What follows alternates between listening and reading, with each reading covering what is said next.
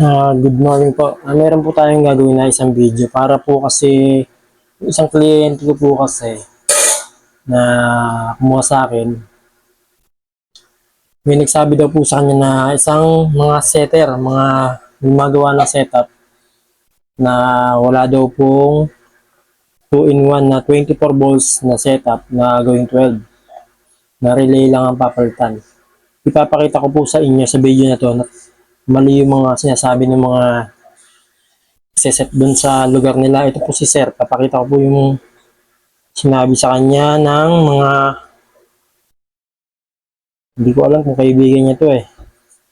Papakita ko po sa inyo kung ano po yung sinabi sa kanya. Sandali lang. Ito po si Sir Abdul. Bali, taga-probinsya po siya. Malayo po sa amin. Sabi sa kanya nung nag-set, sabi niya sa akin, chat niya sa akin ay, Boss, ano sigurado ho ba kayo? Yung setup na up mo na 24 volts, pwedeng maging 12 volts palitan lang ng relay. Relay. Pinagtatawanan ako ng mga nagsiset dito. Ang alam nila, inverter daw. Nagtatawanan daw po si Sir Abdul dahil daw po, yung 24 volts na setup, hindi daw pwedeng gawing 12 volts setup. Ipapakita ko po sa inyo. Bali po, ito yung set ko na 24 volts setup. 24 volts po ito. Papakita ko po sa inyo. Ito po yung wire. Ito yung battery. Ayan. Naka-series na yung battery. Kaya 24 na po siya. Kaya ikakabit natin yung ating battery. Ito po natin actual. Ito po yung positive. And 25.2 po ang laman. Ayan po. Okay. Naka-series na po yan. Ayan po. Ayan. Buksan na natin ang ating setup. Ayan. Ayan po. Kung makikita nyo po, yung inverter, 25.8 volts.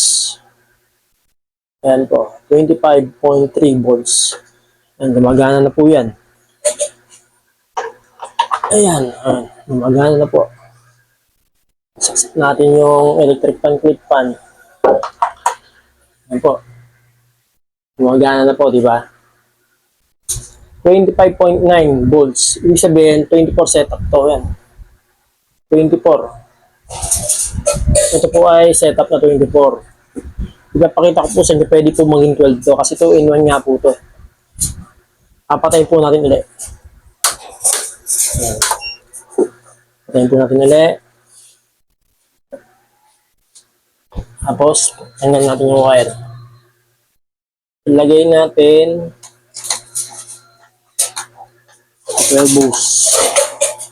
Ayan. 12 volts na po yan. Isang battery na lang po yung gagamitin. Papakita ko po sa inyo, gagana po yan. Ano lang po. Ayan.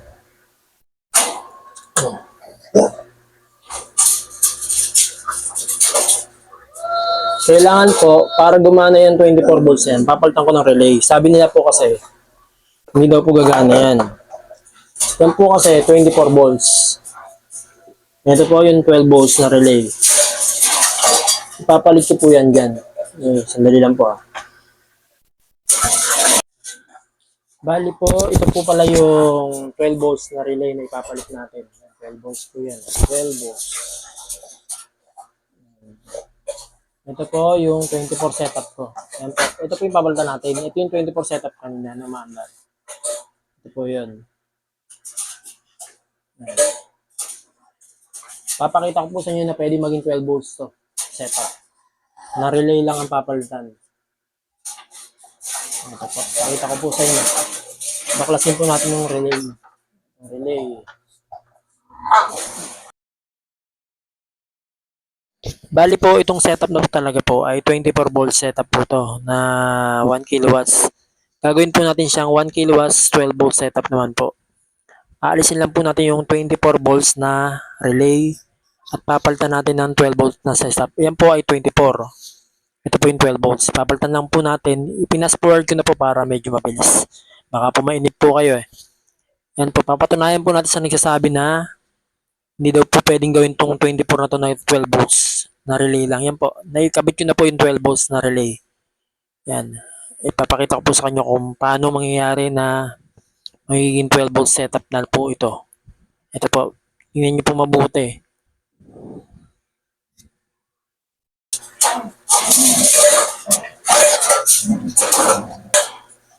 Yan, bali po 12 volts battery na lang po yung ilalagay natin. Naka 12 volts battery na po. Papakita ko po sa inyo ngayon na magiging 12 volts setup to ngayon.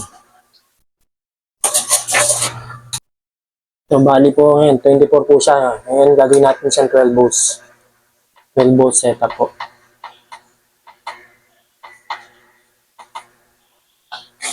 Yan po. Sa DO6 po, 24 volts po setup siya. Naka 24 volts setup.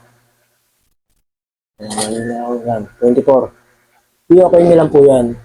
Bali, okay nyo lang yan. I-blink yan.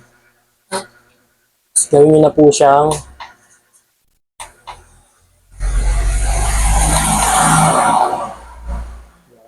12 volts.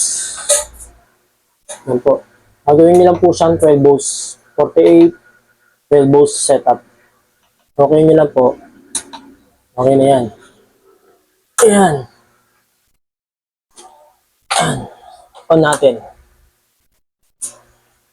Ayan. 12 volts na siya. Yan na po. 12 volts setup na po siya ngayon. Napakita ko po sa inyo. Ayan.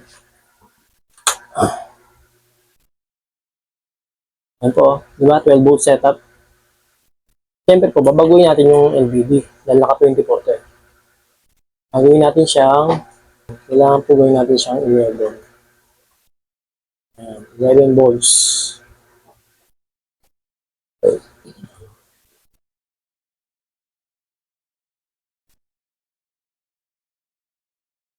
11 plus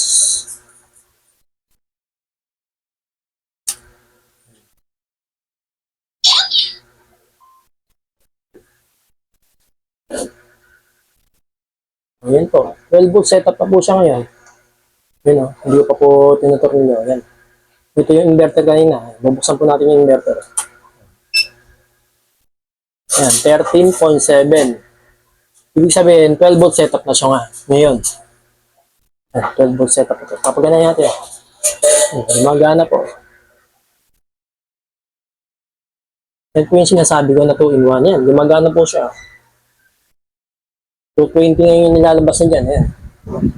13 volts, 13.3. 220 yung output niya. Ito yung 24 volts kanina na setup. Ngayon po, naging 12 volts na. Kasi pinunta natin ng relay. Ayan po, naniniwala na po ba kayo? Na ang 24 pwedeng gawing 12 volt setup. Alam niyo kung bakit pwedeng gawin? Dahil pwede kayo magpalit ng relay. Tapos itong inverter na to, 2-in-1 to. Ayan, basahin niyo po. Hindi na makita sa camera. Ayan, no? 12 volts and 24 volts. Yan po yung sikreto. Kaya yung mga nagsiset dyan na hindi alam to, yan po. May idea na kayo. Ayan, no? 12 volt setup. 13.2, di ba? 13.2 ang kanyang battery. Ayan, 13.2 ang battery.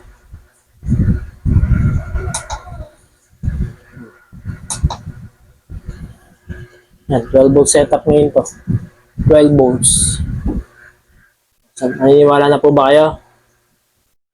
Ito palang video na to ay ginawa ko po para kay Sir Abdul para hindi po siya pinagtatawanan ng mga kaibigan niyang setter. Ngayon po Sir Abdul, tawanan niyo po sila. Salamat po.